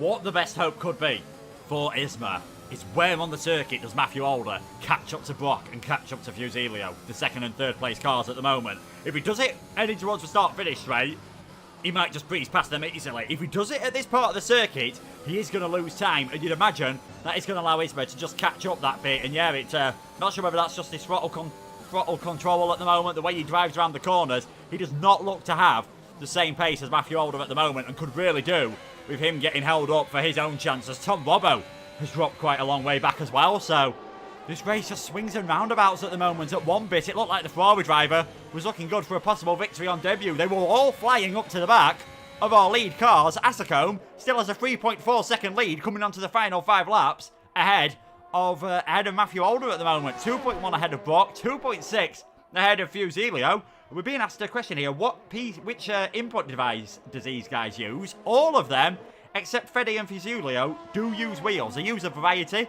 of different wheels, of course. I think split between Fanatec and Thrustmaster. I'm not sure anyone out here does use one of the Logitech wheels, as there comes Fusilio up towards 2nd place. And that, of course, could be the other thing that helps Isma out, is if these two keep swapping around, how easily is it going to be for Matthew to get the move done? It looks like he's going to get stuck behind through 5, 6 and 7. He might have to get some brave moves done here. Yeah, that's a real problem here for Matthew Alder, is that he could be following all the way through this middle sector where all the corners are, and that's an opportunity, at least for Isma, to close in and gain something on them. But Isma is just continuing to drop back for Matthew Alder on this previous lap. Matthew Alder, a big send down the inside of turn number 8, and Brock has to get out of the corner to make sure that he doesn't make contact. So Matthew Alder is through on Brock, and Fusilio will be his next target. As it stands right now, it is swinging in Matthew Alder's favour. Fusilio's completely missed the corner to compound that as well. He's gone completely off at turn 10, and that is just going to allow Matthew Alder through. It's opened up massively now for the Red Bull driver. A dive on Brock that works beautifully, and Fusilio pretty much getting out of the way of the Red Bull driver down the back straight. And now Matthew Alder's up into 2nd place, and of course he still holds the fastest lap as well. If he can get Asicombe and win this race, Isma has to finish on the podium, and with the problems he's got, that's not guaranteed. He is closing in on Brock and Fusilio, but he's got no ERS to fight with. It's going to be really difficult for Isma to make these moves. He's got to go for it. I think he's got to send this on Brock and Fusilio when he gets a chance. It looks like Matthew Alder, with the pace he's showing at the moment, is looking very good to win this race. The question is going to be, where is Isma going to finish and Tom Robbo? I don't think they're going to catch up to Asacombe. There goes Tom Robbo down the inside towards turn number 1. If Isma finishes behind Alder, finishes behind Asacombe, finishes behind Tom Robbo, that will be 4th place. And with the fastest lap for Matthew Alder, he would win this championship on countback. There comes the Spaniard down the inside again into turn number 3. It is going to be so close. They're on 9 points as contact. Tom Robbo's in the barrier. Tom Robbo is out of the race. Could that be the last minute safety car that I always get when I'm commentating around Bahrain? It is indeed. And that just changes everything. Now, did Isma leave enough room there for Tom Robbo should the Ferrari driver have backed out? Oh, that is hard to say. That is really hard to say. That is so unlucky as well for Tom Robbo in his debut in this championship. But it's right on the door, isn't it? I do think Isma left just enough space. I think just the age of tyres they were on, how hard they were fighting, just a minute bit of contact and nothing Tom Robbo could have done to save that car. But I don't think you can put that on Isma. It's hard racing. He did leave space. It just sucks for Tom Robbo that is the case. And safety car now, with only 3 laps to go when we cross the line, the safety car usually comes in when there's 2 laps left. DRS won't be a factor, but Matthew Alder here, that gap that Asacombe had completely evaporates, and now Matthew Alder sits in the power seat here. Isma is right up behind Fusilio and Brock once again. The problem for Isma is he's now got Valentin right on the back of him once again, who's been closing up to those guys very quickly while they've been battling. So all of a sudden, McLaren now becomes the factor in this race, as actually Fusilio and Brock both come into the pit lane. I'm not shocked by that, actually. They're not going to lose that many places. That does put Isma, though, back up into 3rd, and at the moment, at least, back into championship position.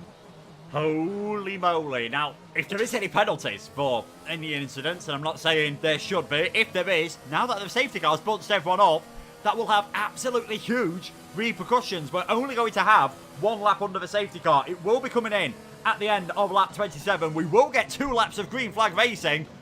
My, oh my, oh my. Asacombe in the lead. Alder 2nd. Isma in 3rd place. I think any concern about the tyres getting punctured just goes away with what happened there. They'll be slightly slow under the safety car, and that should save things. Fusilio, Brock, Valentin, Fabi, Jensen, Danico, Fede. This is what we were saying. If just stick in the race, there could always be a safety car around here. You've always got the different age of tyres and the old tyres making things difficult. And there we go. I agree with you, if I'm being honest with the contact. I can't see a penalty coming from that. I know we've got a mixture of opinions in the chat. I do think that was a racing incident. We'll have to wait and see what the stewards determine it as. But whoever wins the championship could be a pretty provisional championship winner at the moment. Can Asacombe's tyres hold on? Can Alder's tyres hold on? Can Isma's tyres hold on? Oh, this is... Oh, I feel so bad for Isma in this sense. If he's still got that pedal problem at this point in the race, I think he's just going to be a sitting duck here in these final 2 laps. Fusilio and Brock have had great pace all race long. They've been able to hold on for that long at the front of the field on a strategy that on basis isn't usually that strong. A safety car is in this lap. At least the saving grace for the likes of Isma and all that is I don't think Danico, Jensen and Fede are going to catch the safety car in time before this race gets going again. So that's some sort of consolation, but I think Isma, with the problems he's having and the tyres he's on, could potentially just fall back through the pack here. Whether Matthew Alder does the same or not, or whether Alder can get past Asacombe, is another question. It's one of two. Matthew Alder either completely falls back or goes forwards. He doesn't really stay where he is.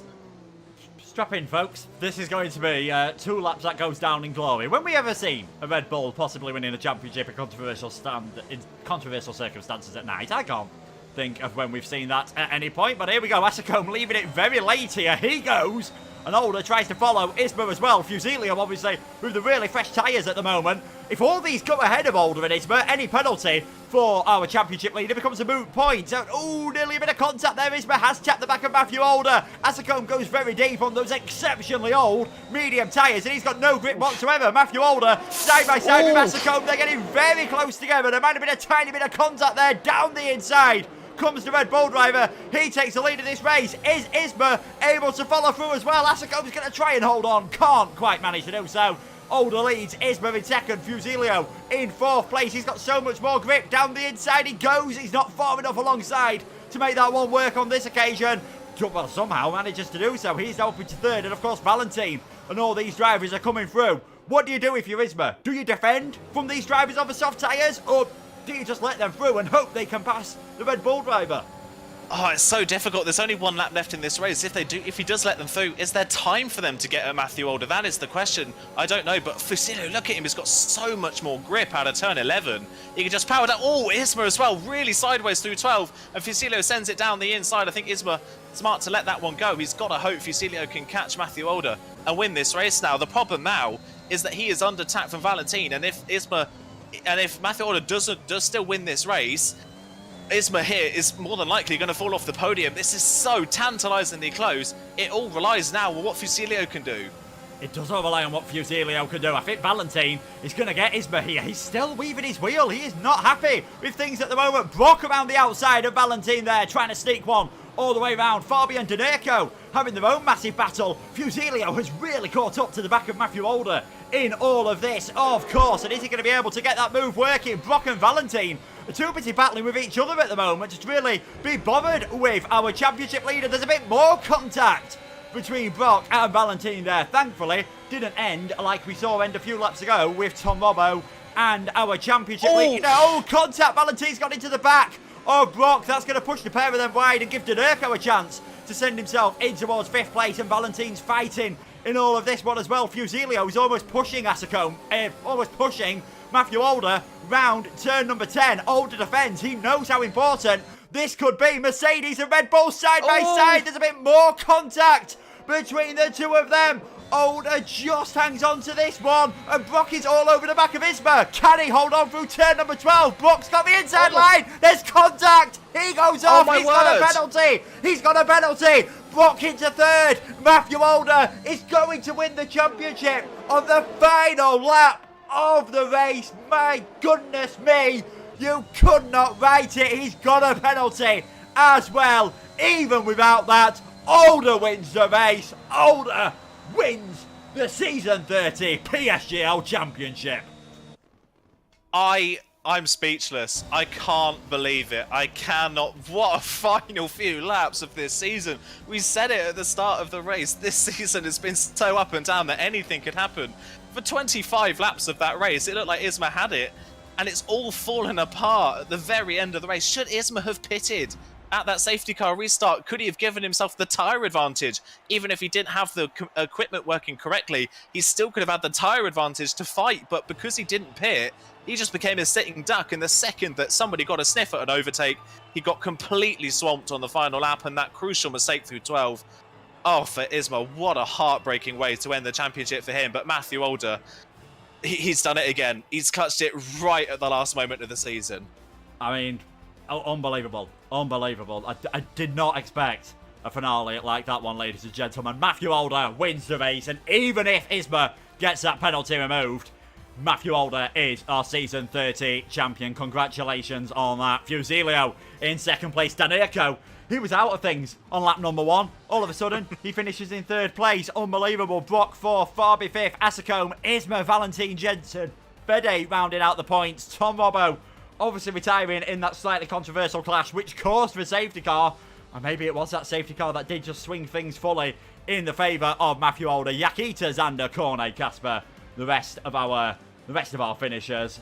And there it is, confirmation. F1 champion season 30 goes to Red Bull's Matthew Older. I mean, they called him Blizzard. Ice cool, ice running through his veins in that race. Just did everything he needed to.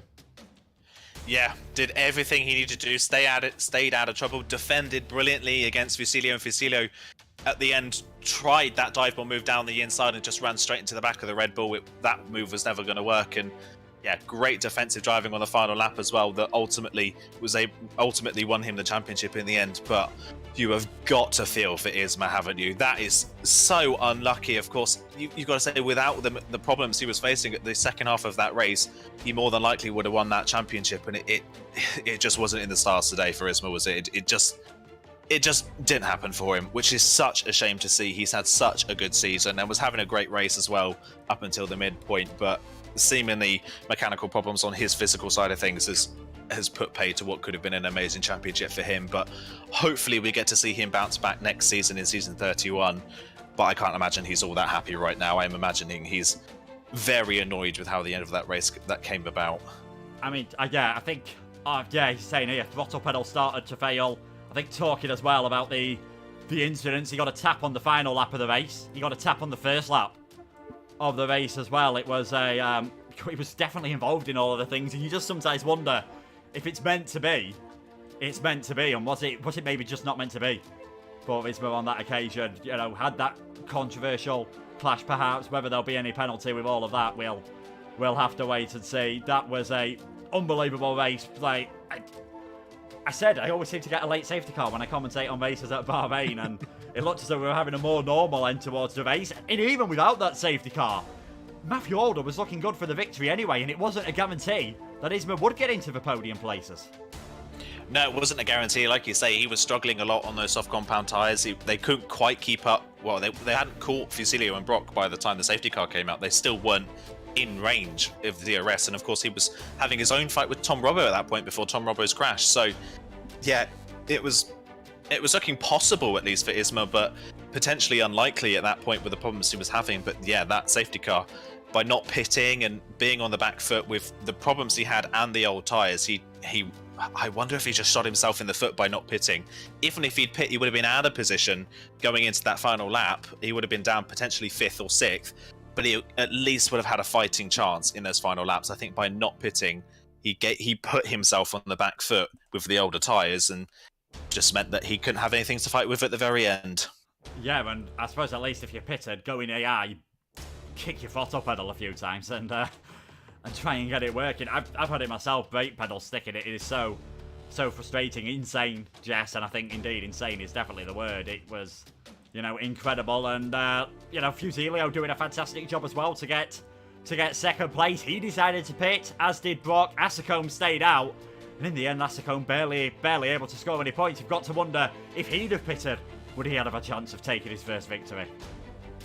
I think he definitely could have. Asacombe had great pace all race long. It wasn't out of the question that he could have still won that race without that safety car, because Matthew Alder wasn't within DRS range. They had 3 laps to go. Matthew Alder's pace in comparison to the medium times that Asacombe was on had dropped off that little bit. So it was still up in the air as to whether Matthew Alder would have won this race and whether Asacombe could have held on. It was a great performance up till then, but yeah, the safety car I think just caught him out, and he didn't react to the safety car properly.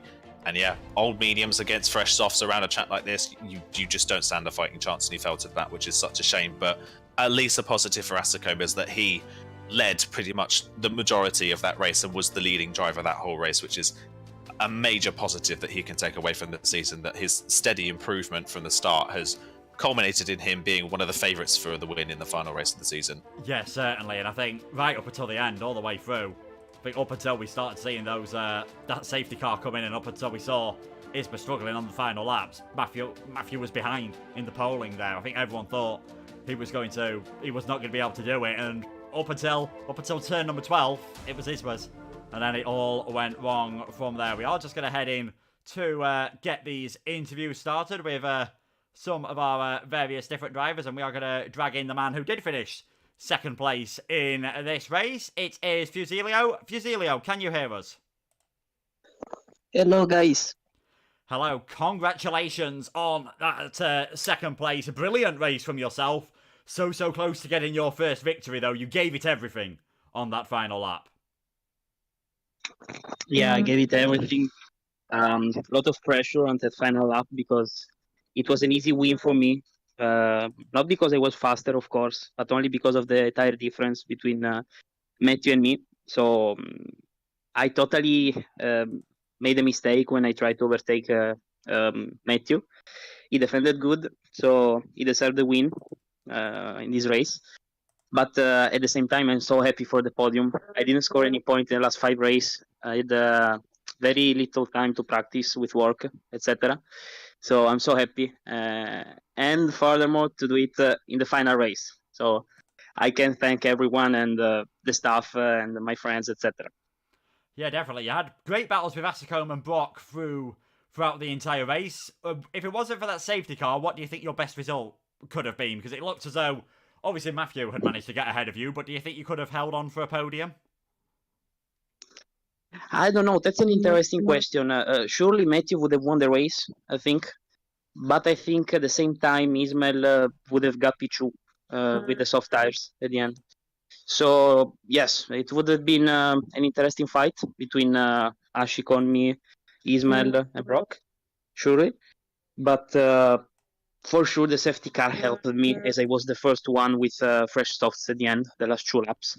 It was very weird, the safety car, anyway, because we did like 2 lap race at the end. So it was very, very weird. Yeah, I think it'd be nice in the game if you could safety car could stay out a bit longer in situations like that, maybe even a 1 lap shootout, but it is programmed to give at least 2 laps of racing. Aiden, any questions for our second place finisher? I guess obviously this race tonight is a highlight for you. Other than tonight, what's been the highlight of your season for season 30? This is my third podium in this season. For sure, that's something I'm very happy because there are amazing drivers like Matthew, Ismail, Valentin, Benjamin. All the guys in this league are amazing drivers in Formula One. So I'm very happy. I should be P6 in the standings. So I'm very happy with my results, and yeah, looking forward to improve next season. And if I can, last few words, I want to thank my girlfriend and all my team for the support during the whole season, and all the amazing guys that I met during this season, during this year, including the PSGL staff and you guys that always commentate our races. So thank you to everybody.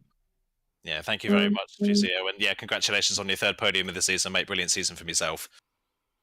Yeah. Thank you, guys. Thank you very much. Yeah, certainly. It has been a pleasure, Fusilier. We'll let you head off now, and we'll bring in the man who... we'll do this in a slightly different order. We'll bring in the man who finished third place in that race, Danerko and Aiden. I'll let you take these questions.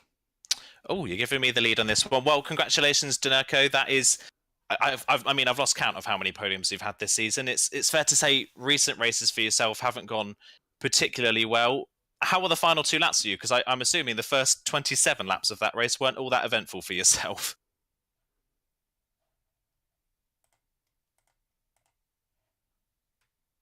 Dude, hopefully Danerko is here. I don't know if Danerko is here or not. Yeah, just seem to be having a few problems with hearing Danerko. So what might solve this? We will try things again. Danerko, can you hear us? Or does it look like we'll be able to hear with Danerko at the moment? We have though got our top 2 in those championship standings, and I think we'll talk off with probably the most disappointing man. Well, oh, Danerko's back. Danerko, can you hear us?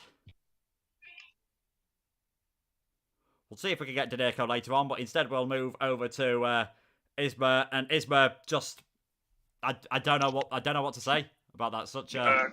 Oh. Can someone hear me? Yes, we can hear you now, Danerko.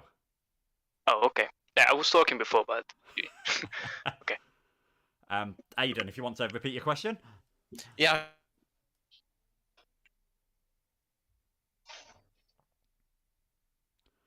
Oh, it seems like Discord's giving up on the final race of the season. We seem to have lost Aiden all of a sudden. Danerko, as Aiden said, you've had many podiums so far this season. Just a pretty boring first few laps to yourself after that early incident, but managing to get another podium.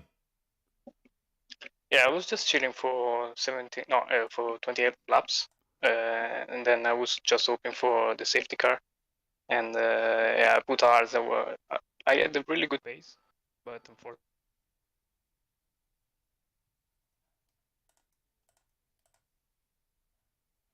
Seems like we are still having a few technical issues, unfortunately, with Danerko. I think having everyone in here has just sort of killed the Discord, unfortunately. Yeah, you're back now.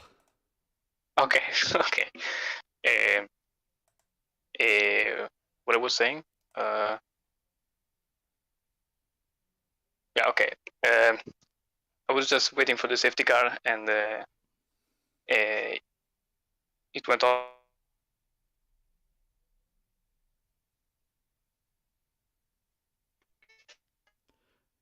Yeah, I think, unfortunately, we're just going to have to... I think we're going to have to leave this one with Danerko. We'll move on to the man who finished second place in the championship, and Isma just so unlucky. It seems as though things were against you from the start of this race, involved in that contact on the first lap. Then the issues with your steering wheel. I'm so disappointed. I think the championship was there.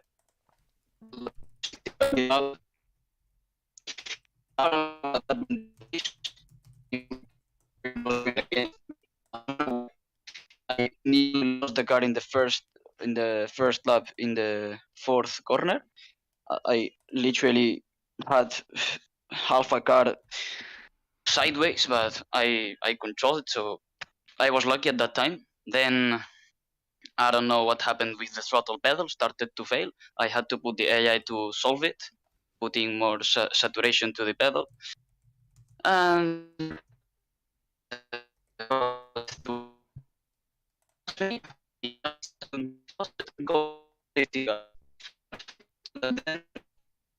last lap.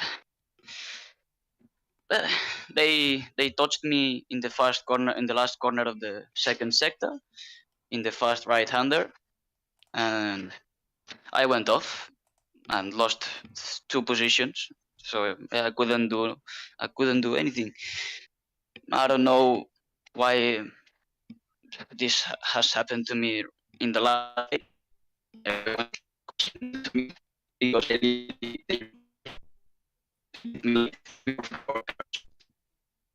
disappointed. This is racing, and that's part of racing. P2 is not bad; it's good enough. But I feel like the championship was there. Yeah, certainly. I think it's understandable. I think everyone feels your disappointment on that one. You had some good battles today with Matthew out on track. Any words you want to say about how have you enjoyed? I'm guessing racing against someone with as much history in PSGL as Matthew. So battled against the fastest on PS4. Well, on PS5 is on PS5, but you know what I mean. On PS, he's the fastest on PS, and yeah, I enjoyed a lot the battle with him during all the championship. We had bad luck sometimes. He had bad luck. I had bad luck. But like in Jeddah, I had to retire because I had throttle problems again. Or Austria, when he hit me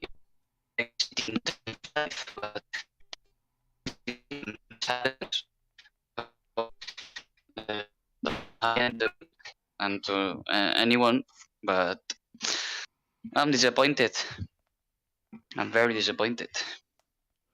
Yeah, definitely. And your plans for F1 22 then? I know you've started doing a few races on PC.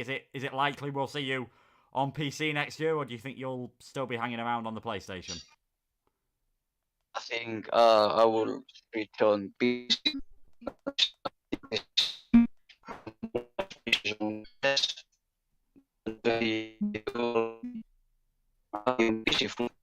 I'll start to play a lot there to see if I can improve my pace, and that's it. I hope I don't get that bad luck next year, the next game. Yeah, definitely. It's I think all the season's worth of bad luck perhaps there in one race. So commiserations, Isma, and a great race. Great season from yourself, and I'm sure we'll be hearing from you more again soon. And of course, if they're unfortunately for every runner up, and Isma, for every person who's feeling down, of course, there is going to be someone who's feeling absolutely ecstatic, and that is our season 30 champion, Matthew Alder. You left it late in the end. Some brilliant moves in that race. It looked like you were possibly going to win the race before the safety car came out. What were your thoughts when you did see the safety car come out?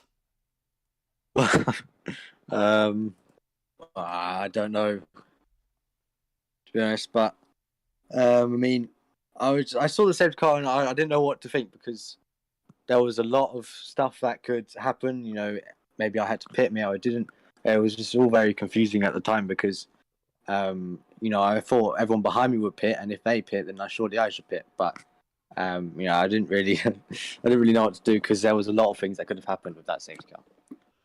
Yeah, definitely. I mean, tell us about your race before the safety car, because you managed to pick your way through all the carnage that happened at turn number 1, and you seem to have some pretty good pace on the medium tyres, and then you went slightly longer than everyone else, which looked to be the best thing to do, because your pace on the softs was simply sensational. Yeah, I mean, on the mediums I had good pace. On lap 1, I actually was almost caught up in it because I was on the outside of Danico and Zander, but luckily I was alongside enough that I didn't get caught up a lot or spun around or anything. I only just got a light tap on my wheel, so I was able to get through that fine. And then my pace was good.